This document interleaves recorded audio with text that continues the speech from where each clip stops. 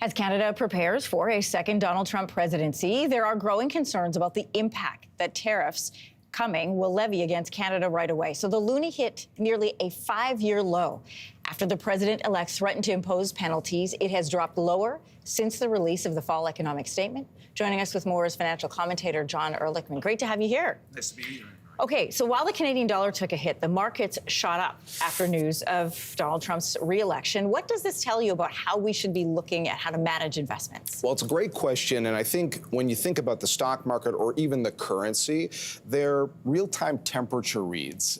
When it comes to the outlook for Canada's economy, right now there are concerns about where it's going from here, especially if we're dealing with tariffs, and there's a push-pull relationship between currencies, right? They don't go up or down, they strengthen or weaken. So if people are feeling better about the prospects for the U.S. and less so for Canada, the loonie weakens against the U.S. currency, and that has been the situation recently. And of course, with all the turmoil in Ottawa, it just created more uncertainty. And you mentioned we haven't seen the loonie at this level since COVID. Now, the stock market is a slightly different scenario in that it can rub off on Canada. The TSX, I will remind the audience, has hit record levels this year, partly because there's been this broader view that if the U.S. economy, and especially under a Trump presidency, is pro-business, that will help profits for a lot of companies. So you've seen both the U.S. and Canadian stock market higher this year, but it does speak to all these different moving parts in the world that makes up the market. And there are a lot of moving parts. Yes. And again, we always come back to that date, January 20th. We don't really know for sure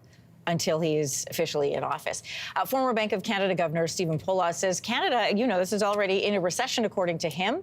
The loonie has also been down since Trump was elected. So how can we maximize our purchasing power as this economy takes these twists and turns? Yeah, and I'm not sure that scenario is going to change much in the short term. Actually, yesterday, there was a clear message from the central bank in the United States that the economy is doing better than they thought, that they're going to be more focused on fighting inflation. So there might be fewer interest rate cuts in the U.S. than previously thought over the next year. In Canada, though, we've actually seen inflation improving.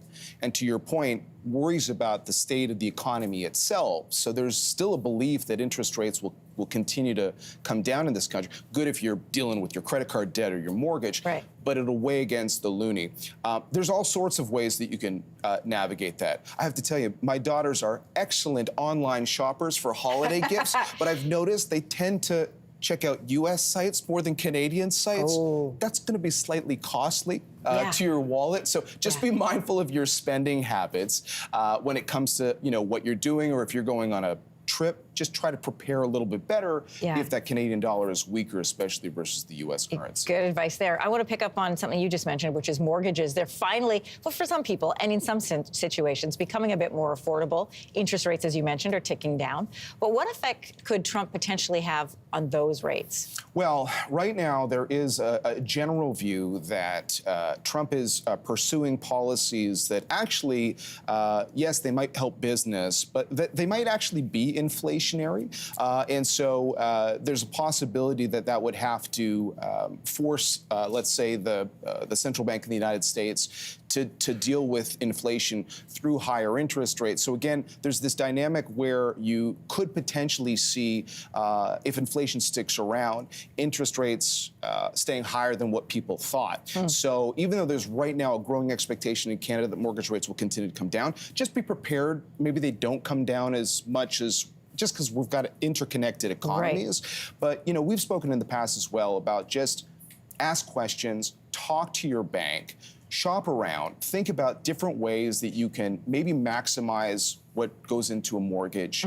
There's a lot, not just the rate you're paying, but the terms and all of that is really important. And I would just add, for any money matter, diversification is really important. Just think about what your overall goals are and try to be thinking and planning on where your money needs are going to be longer term. That kind of helps to determine where you're spending and how you're spending. So the old adage, don't put all your eggs in one basket. Yeah, or all your Bitcoin in one basket or whatever, all these crazy moves. I'm going to ask you about Bitcoin after this. All right, financial commentator John Ehrlichman, great to have you here. Have a great weekend and happy holidays. Same to you. And your daughter's ordering on.